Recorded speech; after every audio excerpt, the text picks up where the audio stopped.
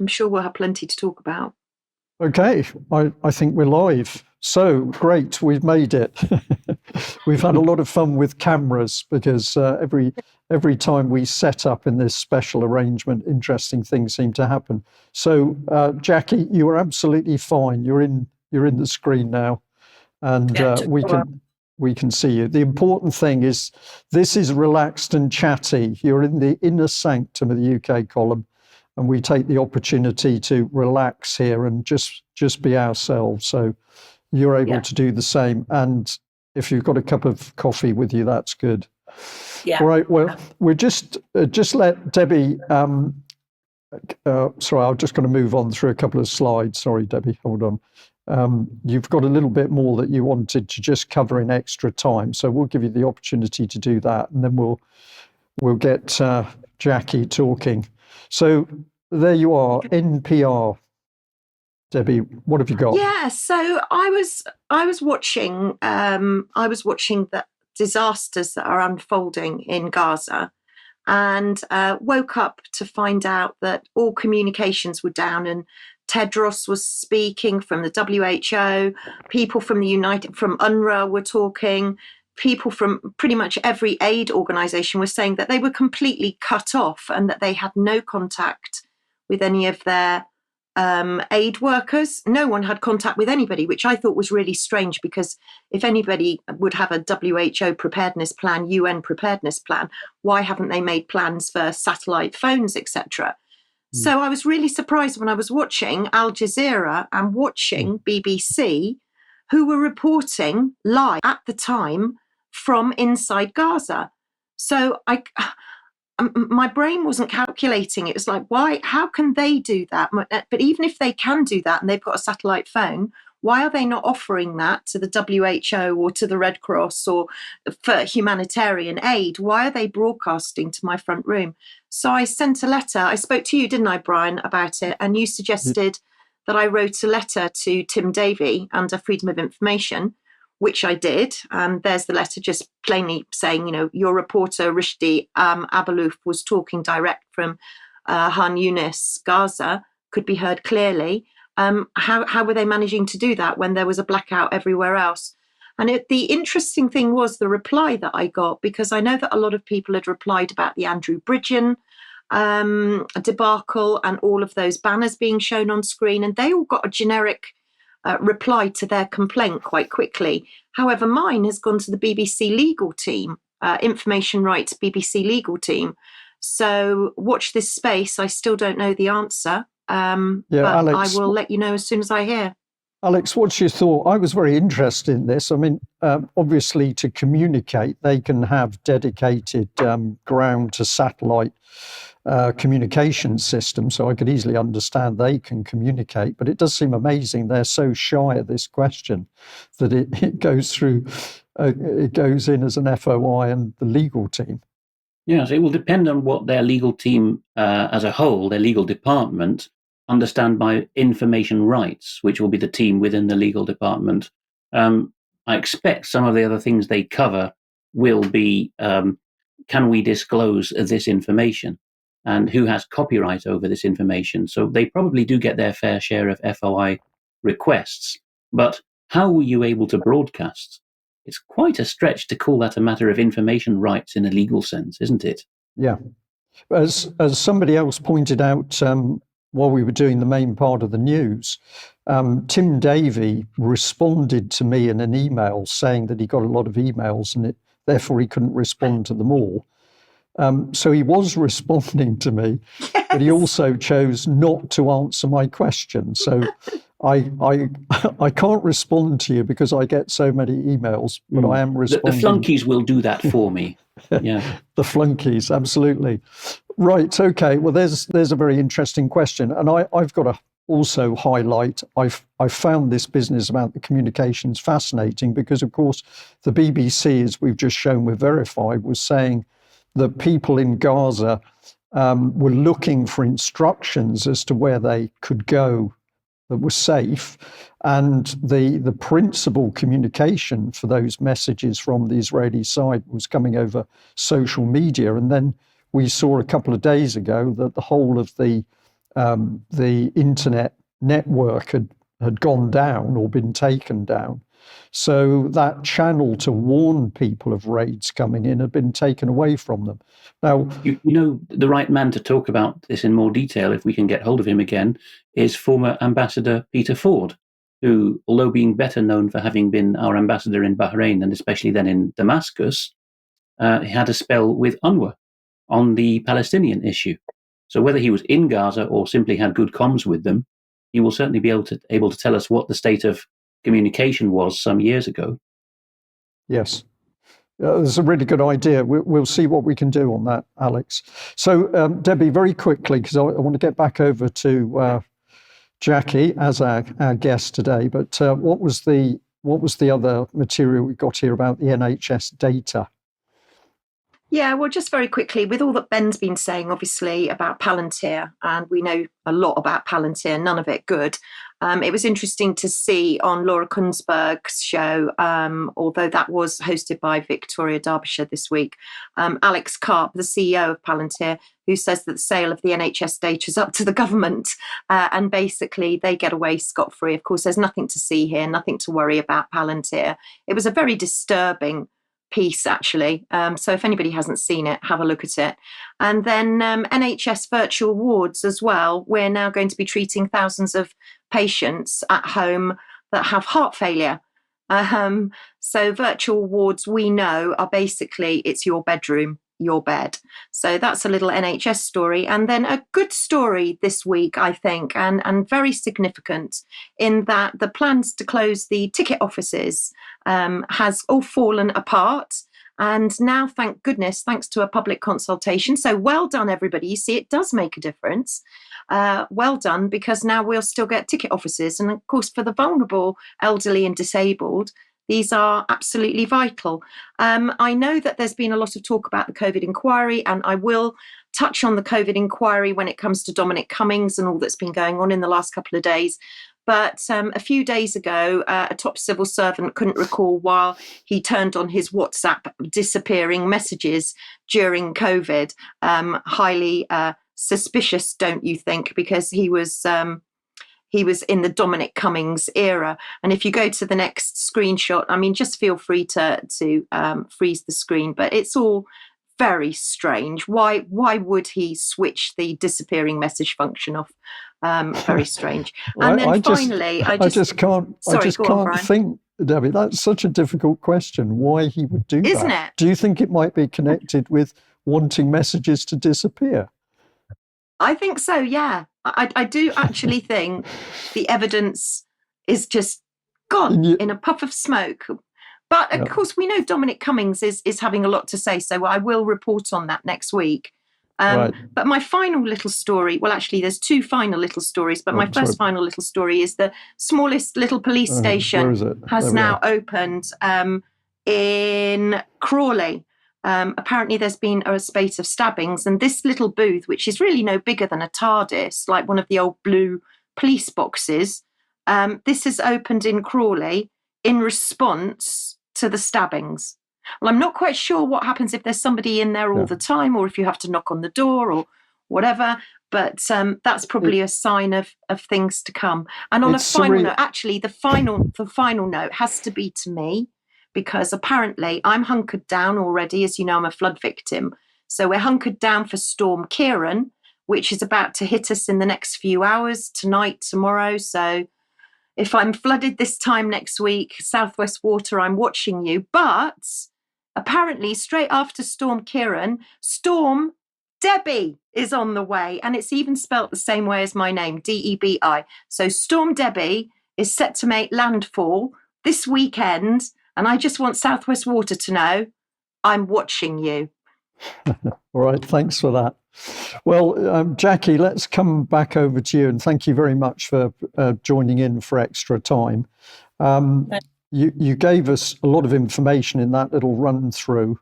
I'll just start off. I'm sure Alex has got some questions as well, but how have you found the people who came to you with their stories about what's gone on? What were they saying to you? Why did they come to you? Why did they come to me?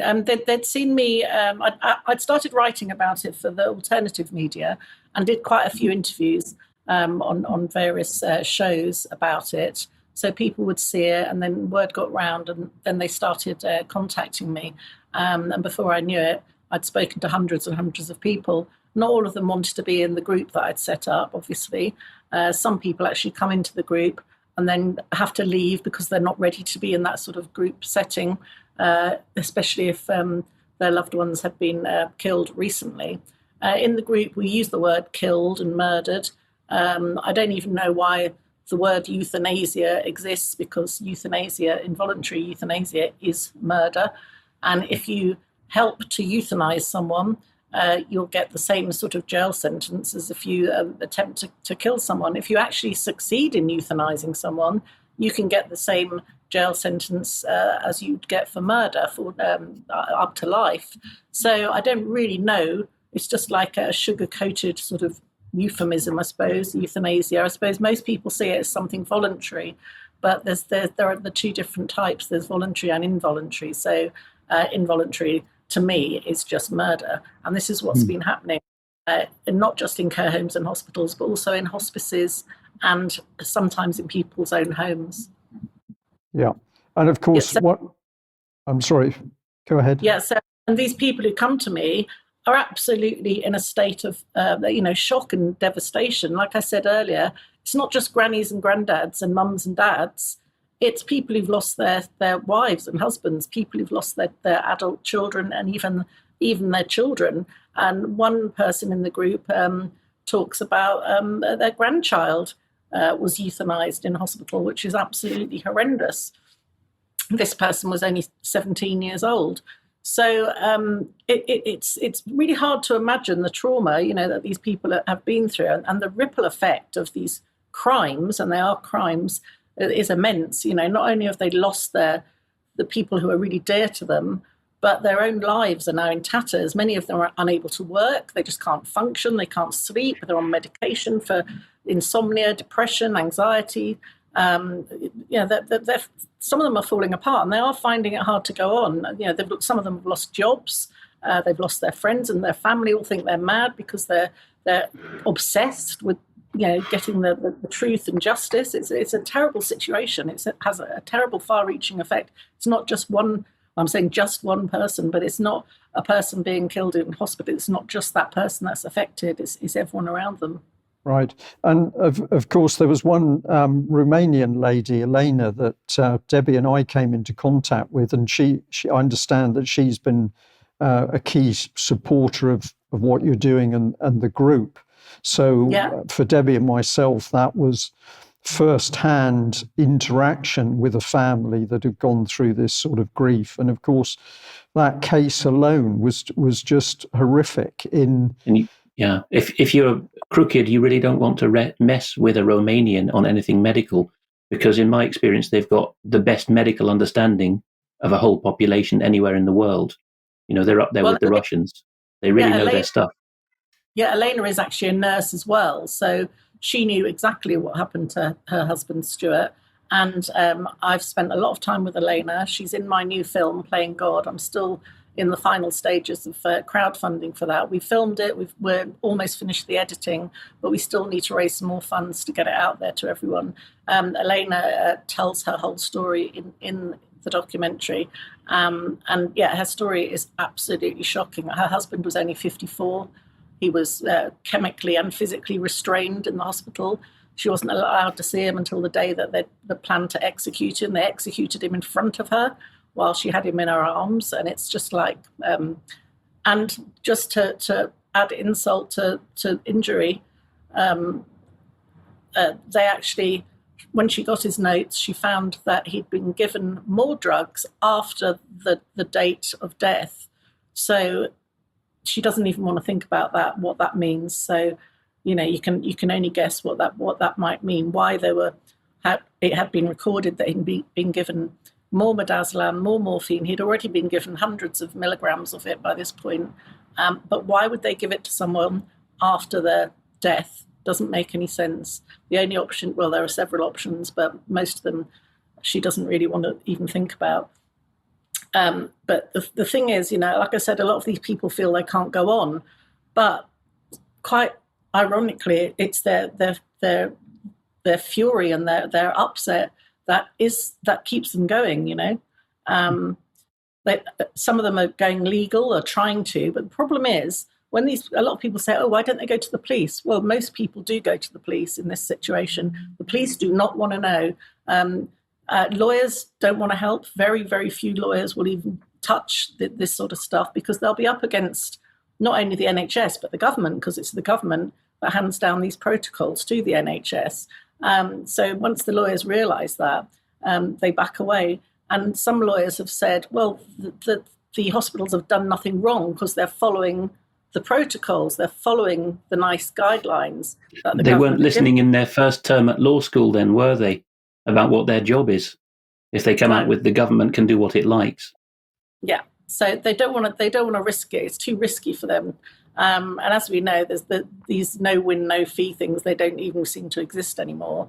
But I know that if they do think they've got less than a 50% chance of winning, they're not even going to enter into that kind of arrangement. So many times I've wanted to stop as well.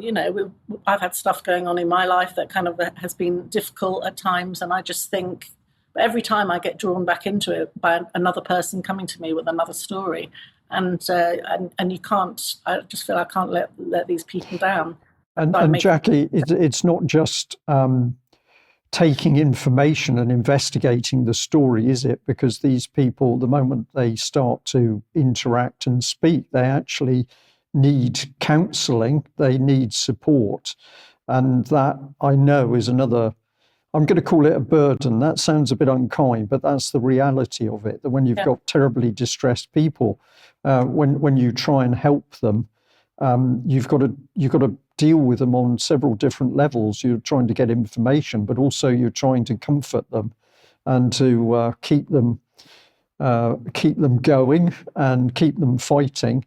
And this can be a very, very onerous, very tiring thing to do. So I'm sure it's put you under a lot of pressure from that aspect alone. I'm not alone because within the group now, people are all talking to each other and helping each other and supporting each other, and they're all at different stages of their journey. Some people have just lost someone, other people lost someone years ago, and they're all kind of helping and advising and supporting each other and sharing information. So a couple of people have gone legal and they are progressing with it. We were kind of hoping at some point to get maybe some kind of class action or group litigation order, I think it's called in this country, if possible. So we're looking into that. But these things cost money, and they're hoping. The people who've come up with these policies, they're just hoping that I think I said earlier that the people who are victim to them, they will give up or run out of money or die, preferably, before it gets anywhere near a courtroom. That's like the VDPS, isn't it? The Vaccine Damage Payment Scheme, to string people out and give them the idea that they won't be able to jump through all the hoops. Yeah. And my second film, Playing God, is a kind of broader look at medical democide in the UK, again, over the last 50 years. So it's giving people a platform. One of the main contributors is Joan By, who I think you've had on UK Column before. And she's been fighting for justice since 1978, when her daughter, her 12-year-old daughter, Eleanor, was killed in hospital, used as a guinea pig, basically, for a new drug called Epilin. And like I said, it's just terrible. I call this recent spate of culling the Midazolam murders. A lot of people refer to it as that, but it's not just Midazolam that they're using. The other thing I forgot to mention earlier was that this cocktail of drugs is used in some states in America as an execution recipe, I suppose. Jacqui, it was Dr. Mark Jones was the first person who talked to me about that. And at the time he told me, it just seemed difficult to get your head around it. But of course, it was absolutely factually, it was correct. Yeah, I mean, the indicated protocol in intensive care is, if it's used correctly at the proper dose, is as I understand it, is people who would otherwise, not be able to maintain steady breathing because of trauma, shock, or whatever else, are being kept in this subdued consciousness precisely so their body has a fighting chance. But that's a double-edged sword, isn't it? Because that medicine can very easily be misused to suppress people's breathing when they're trying to live. Well, that's the whole idea. Yeah. Sorry, that's the whole idea of morphine and midazolam. Midazolam is an opioid. Morphine is an opioid, and midazolam is a benzodiazepine. So when you use these two drugs in conjunction with each other, it will automatically depress that person's respirations. So if somebody has a respiratory illness or respiratory disease or is struggling breathing, then that will depress their respirations. What a lot of nurses told me that was going on in hospitals was that they were using midazolam and morphine, they thought quite fairly, to put people on respirators, because obviously people would have to be sedated. It's a very scary procedure going onto a respirator, that you need to put a tube down into the throat and intubate that patient and breathe for them. So many were given midazolam and morphine, and of course this just knocked off their breathing even more. Yeah, absolutely. And of course, the excuse that massive order in early 2020 was for that is a nonsense, because of course the ventilators were stopped being used quite early on. I think it was January 21. So, and it seems to me that most of the killings were in 2021. I can see that. This is Dr. Luke's notorious good death section, isn't it? It's a question session. I mean, how Hancock thought he could avoid that coming to light, that the whole of the free media was abuzz with that good death exchange. How he can then say to a court, I'd never heard of the drug, that takes some chutzpah, doesn't it? It really, really does. I mean, that exchange is shocking, and it's probably the first time a lot of people have heard the phrase "a good death," which is simply the translation of euthanasia. Yeah, from the Greek word euthanatos, which means a happy death or a good death, and it's a euphemism basically, just to kind of soften the blow. The word was appropriated. I mean, in the Puritan days, there were books entitled euthanasia, but it was about preparing yourself spiritually to meet your maker. And the idea was have a long, happy and fulfilled life and be prepared to die when the time comes. Yeah. And sometime around the Rockefeller early 20th century medical takeover, it gets appropriated in the same way as eugenics, proper breeding gets appropriated to mean let's dispatch you mercifully. Yeah, I mean, what a lot of people don't realise is it's not a happy death at all.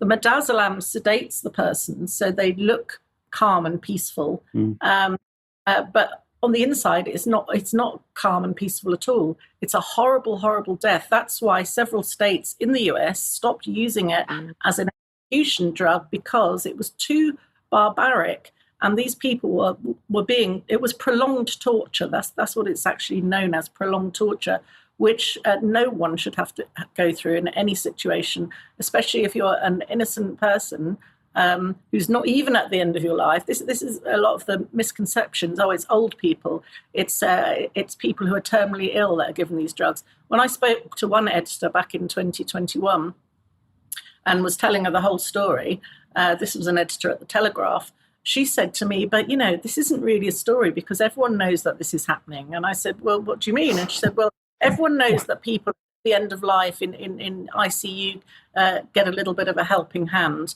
And I'm like, well, that's a story in itself, because that is illegal if that is happening, Well, I know it's happening. But this editor was kind of saying, but, it's not a big deal. It happens to loads of people. What's the problem? And I was like, taken aback by that response. And that is how a lot of people, especially younger people, think now. They think, oh, it's okay. But even if you are terminally ill, even if you are 100 years old, that doesn't mean that someone else has got the right to hasten your death and end your life. No. We've mentioned Dr. Mark Jones for our newer viewers. He's a gentleman in Chester who addressed a 2017 conference of ours called Dying for Good Health that you'll find on the website. And you'll also find an interview called The Mechanics of Modern Murder, which she did with Brian and several other people. Brian interviewed several others for it. But without getting involved in the horrendous details there, the key point is it was completely separate from COVID, before COVID, Midazolam, as Jacqui said, was not the means used. But here's the bit that interests me, Jacqui, is do you see anything financial popping out here in the sense that Dr. Mark Jones did? He was quite certain that between crooked lawyers looking at the wills and some very wicked nurses in some of the care homes, there was an agreement at a local level. Okay, this one's got a ripe estate, so string out the care, and when the estate turns into debts, we're going to suffocate them. And it would take the form, according to him, and there's enough testimony of it, of withholding food and drink, letting them thirst away, or suffocating them with a pillow. Yeah, right. And that was all described in great detail by Mark and several others, not just from Chester, but that was a particular cluster that was well bottomed out by the mid 2010s. In this COVID round, do you see the same thing happening, even if it's only at the level of NHS managers thinking, you're the kind of person who's going to cost the government a lot? It's absolutely all about the money. And quite strangely, when I was making the film A Good Death in 2021, I didn't prompt anyone. There was no script. I hadn't met some of the people before even. I just went to their house, sat down, chatted to them. Every single one of them said, when I said, why do you think this is happening? They all said money.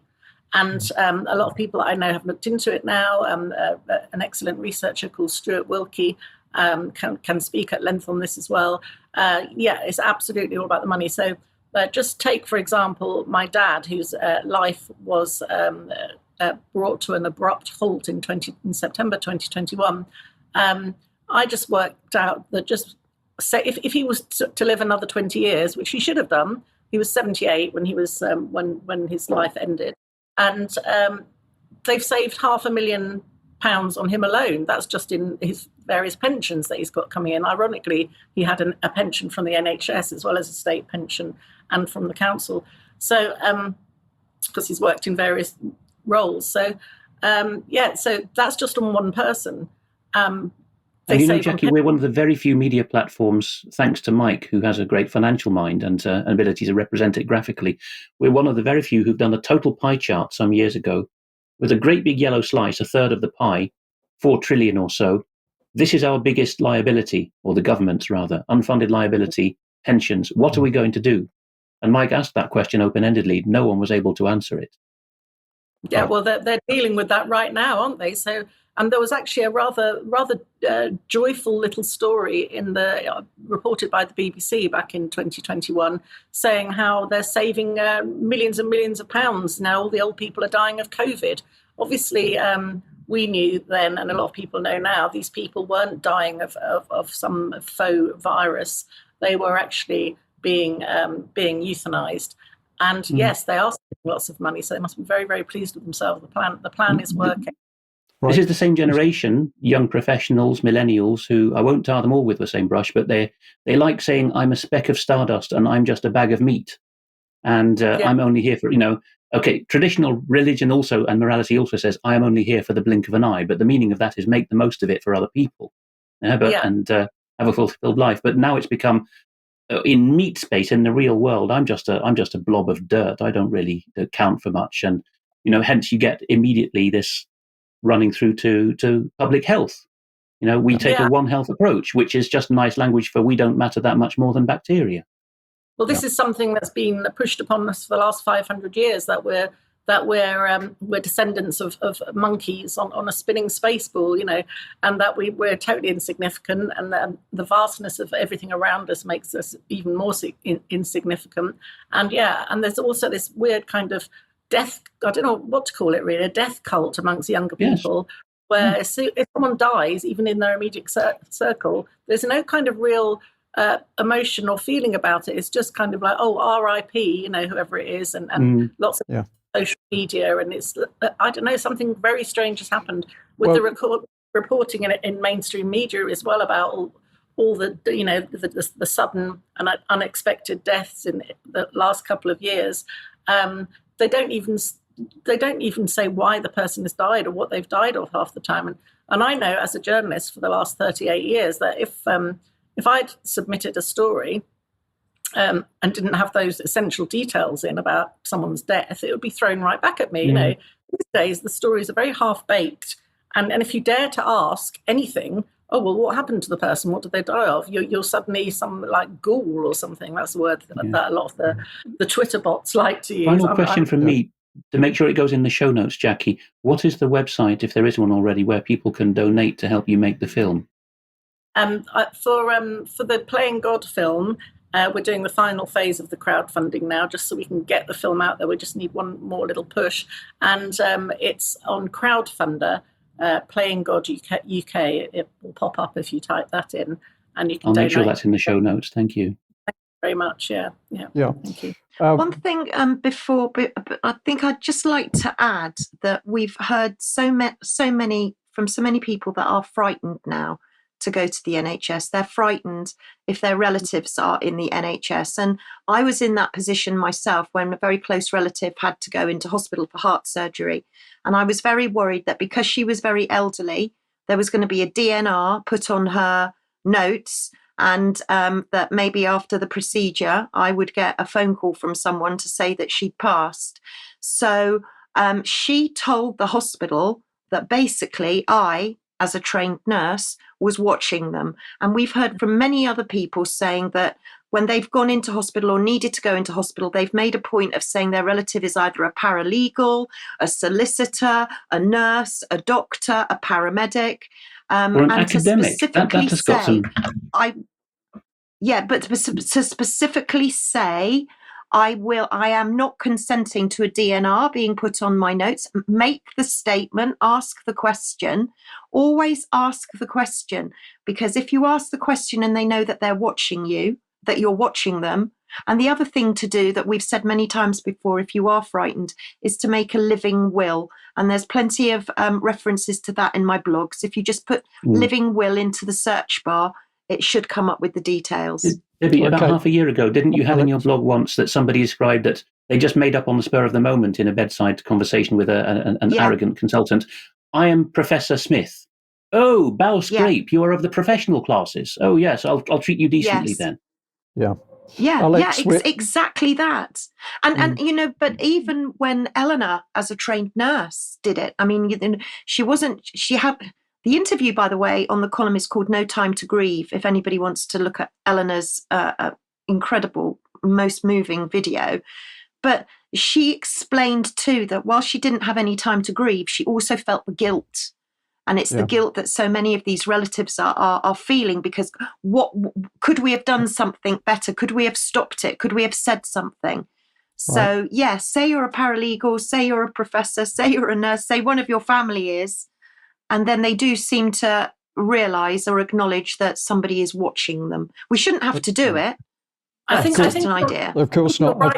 I've got to come back in because we're at the end of our time. I'm going to say, Jacqui, thank you very much for joining us today. I'd like that this particular extra time is made public as well, because normally it's for subscribers, but I think this should be made public. We'll make sure that your sites go up, as Alex has said, so that we can encourage people to get involved with the crowdfunder.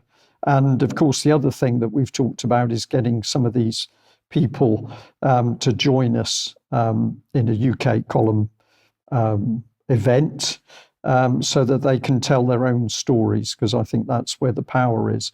But we're certainly going to do more with you, but I've just got to say very nicely, we're out of time today. Thank you. Okay. All right. Alex and Debbie, thank you very much as well for joining us. And we just say to our audience, serious topics, but we're all adults. We need to speak about this. We need to understand what's happening, because if we don't understand what's happening, we can't do anything about it. So we need a good storm, Debbie, to whip these people up and get them paying attention. I'll leave it to you and storm Debbie. Okay, thank you very much. Bye-bye. Goodbye.